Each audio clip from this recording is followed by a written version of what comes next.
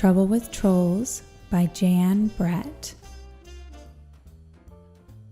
My name is Treva, and I have had trouble with trolls. It all happened one day in early spring when I decided to visit my cousin who lives on the other side of Mount Baldy. It takes all morning to climb up the mountain, but then I fly down the other side on my skis.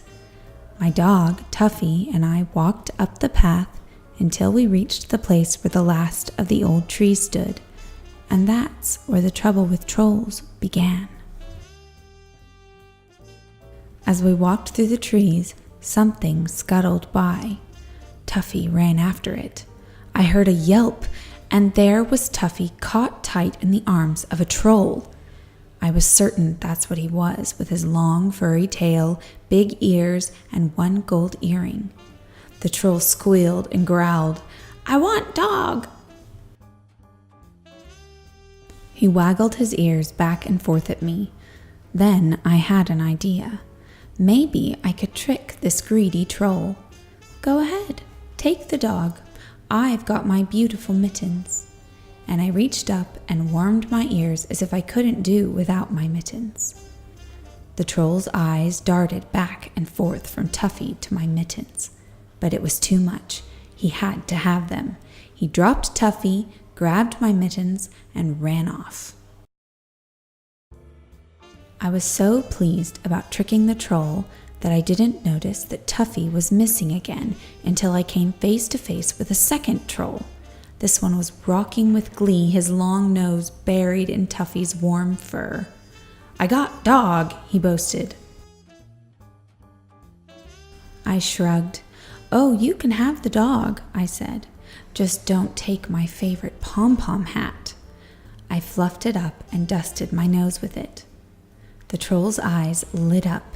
He snatched the hat and scurried away as fast as he could go. What a morning! I had lived on Mount Baldy all of my life, and I had never heard of anyone ever seeing a troll. It was time to take steps. "Tuffy," I ordered, "from now on, you follow me." What I didn't know was that a third troll was sneaking up behind us. I heard a noise. Whoop! This troll had grabbed Tuffy by the tail and was pointing to a big iron pot. "Pull, pull!" she cried. I slipped off my sweater when she wasn't looking. "Phew!" I said. "That leaves my special puller." I put a rock down the neck of my sweater and pulled it by the arms to show how it worked.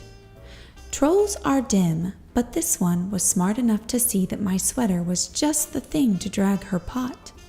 She scampered away with it, and Tuffy and I listened to the bong, bong, bong of the pot bouncing down the mountain. Now we could see the top of Mount Baldy.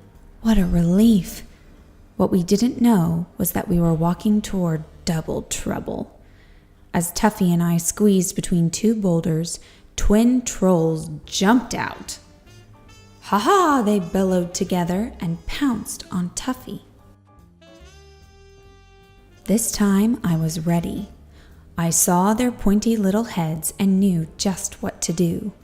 Off came my boots. I dangled them in the air. Imagine wanting a dog and ignoring these. Instantly, the twin trolls dropped Tuffy and leapt for my boots. As they disappeared into the distance, I looked down at Tuffy. The top of the mountain was close. "I'm not taking any chances. I'm going to carry you the rest of the way." Each step was harder. I held Tuffy tightly and kept going.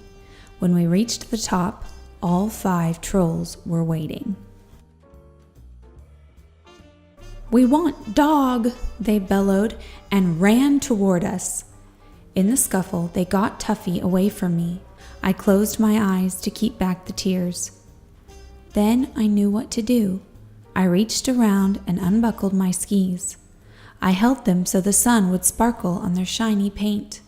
I shook them so the trolls could hear their tiny bells. I waved them through the air, making a swoosh, swoosh sound. Finally, I whispered, as if it were a big secret, "I can fly with these." "Fly!" the trolls roared. "How fly?" I picked up my ski poles. I blew on my hands to warm them. "I'll need my mittens to show you." The troll with the big ears threw my mittens over. "I can't fly unless I can see," I said reluctantly. "I'll need my hat to keep the wind from blowing my hair in my eyes." The troll with the long nose tossed me my pom-pom hat. "Look," I said, shivering in the wind, "flying is easy, but I can't do it without my sweater, and that's final." The other trolls stared at the troll with my sweater. She hesitated, but then gave it to me.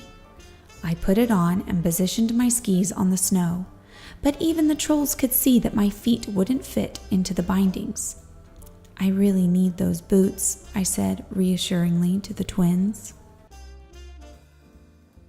Now I had everything back: my mittens, my hat, my sweater, my boots. I stood at the top of Mount Baldy ready to go. I held a piece of yarn high in the air to test the wind for flying. It was too much for those greedy trolls. "Fly, fly, fly!" they clamored. "I need you to push me." "Can't push!" they cried. "Hold dog!" "Okay," I said, sighing.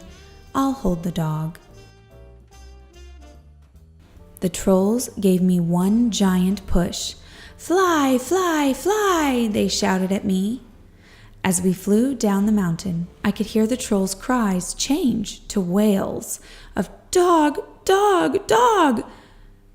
And as I looked back, all I could see was a pile of trolls shoving and pushing each other furiously around in the snow, arms flying, heads bumping. Tuffy and I made it safely down the mountain, and the trolls have never been seen again.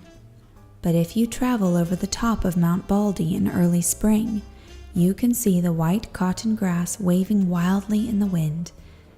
It's all that is left from the day I had the trouble with trolls.